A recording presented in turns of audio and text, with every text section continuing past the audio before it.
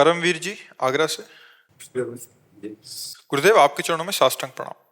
गुरुदेव अभी पिछले साल फौज से सेवानिवृत्त लेकर आया हूँ। सोचा था अब आराम से सुबह सो के उठूंगा और अपनी जिंदगी मौज से जीऊंगा, पर 6-7 महीने पहले आपकी गिरफ्त में आ गया और आपको अपना गुरु मान लिया। आपकी कृपा से श्री जी के चरणों की तरफ बढ़ने की कोशिश कर रहा हूँ, पर अभी अंदर बहुत कमियां देख रहा हूँ। अभी गुरुदेव मन में बहुत डर लग गया है कि जल्दी से कमियां दूर नहीं हुई तो क्या होगा, कैसे होगा।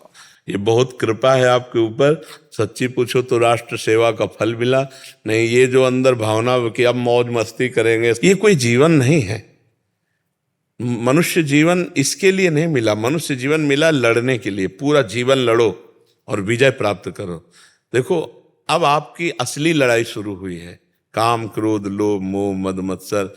बाहर के शत्रुओं को तो गोली से आप गिरा सकते हो, लेकिन अपने शत्रुओं को गोली नहीं मार सकते। काम को, क्रोध को, लोभ को, मोह को, इच्छाओं को आप अपने नहीं मार, और इच्छाओं को नहीं मारा तो उनके गुलाम हो कि नहीं, विचार करो। अभी आप स्वतंत्र नहीं हुए। स्वतंत्र तब माने जाओगे जब काम, क्रोध, लोभ, मोह, मद, मत्सर इनको रौंद डालो, इंद्रियां और मन तुम्हारे अधीन हो, तब तुम स्वतंत्र हुए।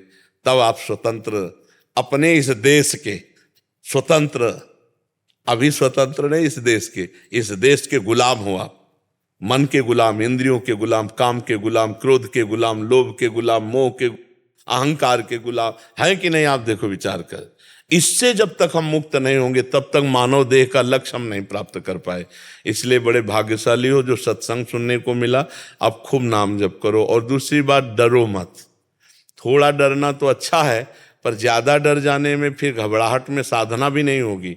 अगर हम अभी राधा बोल रहे हैं और अभी हमारे प्राण निकल गए तो अभी भगवत प्राप्ति हो जाएगी। हम कमजोर हैं, हमारे अंदर सारे विकार हैं, पर अभी हम राधा राधा राधा बोल रहे हैं तो उसको भगवत प्राप्ति हो जाएगी। जैसे घोर वैश्यागामी व्यभिचारी था ना अजामिल, और अपने पुत्र को पुकारा नारायण, और अंतिम समय था तो भगवत प्राप्ति हो गई ना।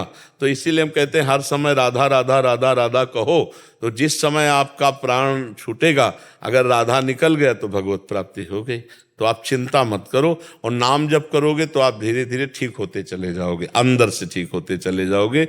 और कै बजे उठते हो सुबह? कभी जल्दी उठ जाता हूँ गुरुदेव, कभी थोड़ा सा नहीं, वैसे कै बजे लगभग? कभी 4 बजे भी उठ जाता हूँ, कभी 5 बजे, कभी 7 बजे। नहीं, उसे एक नियम बना लो। आज हमसे मिलन हुआ है तो एक नियम बना लो, अलार्म लगा लो घंटी का, 4 बजे उठ जाया करो। आप 4 बजे उठते हो, हम 12 बजे उठते हैं और 8 बजे शयन करते हैं। 8 बजे शयन करते हैं, 9, 10, 11, 12, 12 से 1 बजे तक बैठना, और इसके बाद फिर शौच स्नान, और 2 बजे रोड पे आ जाना। और अभी देखो हमारी ड्यूटी चल रही, ये 9:30, 10 बजे तक ड्यूटी चलेगी हमारी, फिर जाके कुछ प्रसाद पाना। तो आपको तो शरीर स्वस्थ है भगवान ने दिए। तो अगर आप 10 बजे सो जाओ तो 11, 12, 1, 2, 3, 4, 6 घंटे होते हैं। 6 घंटे बहुत सोना होता है। क्यों? 4 बजे का नियम ले लो। और इसके बाद जो है बैठकर भजन की मत सोचो, टहलते हुए भजन नहीं, सो जाओगे। फिर बैठकर भजन होने तो घड़ी में देखो 6 बज गए, 7 बज गए, ऐसे होता है। अभ्यास नहीं है ना, तो जहाँ बढ़िया आप चद्दर ओढ़ करके जहाँ ऐसे बैठे ना, तो बैठे बैठे सो जाओगे।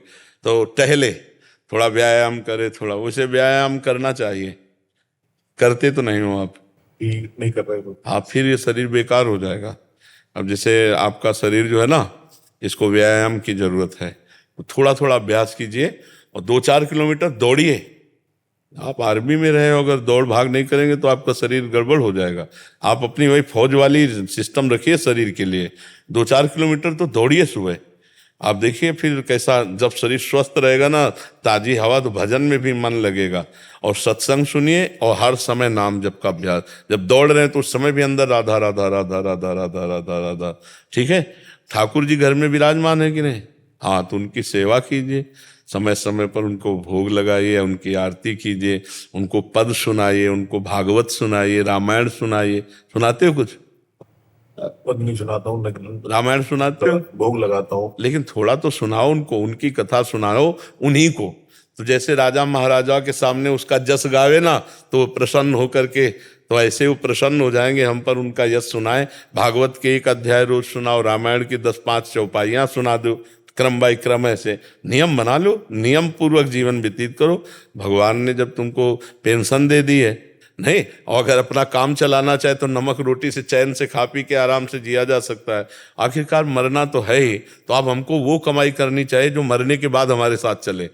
यहाँ तो सब यही रह जाएगी। तो इसलिए नाम जप करो, एक अध्याय भागवत का सुनाओ ठाकुर जी को, थोड़ी देर रामायण सुनाओ, चाहे 2 भाग में, सुबह भागवत सुना दिया, शाम का रामायण सुना दिया, और नाम जप करो और अच्छे कार्य करो और मेहनत करो, बैठो मत। चाहे ना कुछ हो तो 2-4 बीघा खेती खरीद लो, थोड़ा उनसे मेहनत करो, खेती तो होगी। हाँ जरूर करो। ये आलस से प्रमाद, ये शरीर तुम नहीं हो भैया, इसको ज्यादा भी मोटापा बढ़ा लोगे तो उठना बैठना परेशानी कर देगा। ये तुम नहीं हो, इसको और कसो। अब अगली बार आओ तो कम से कम 5 किलो वजन कम करके आओ, ठीक है।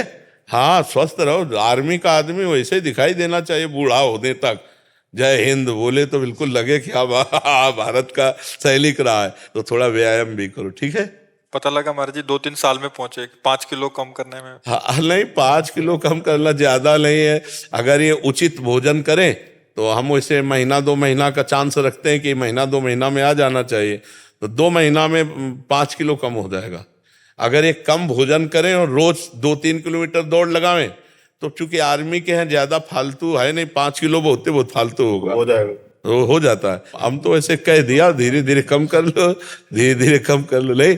हाँ ऐसे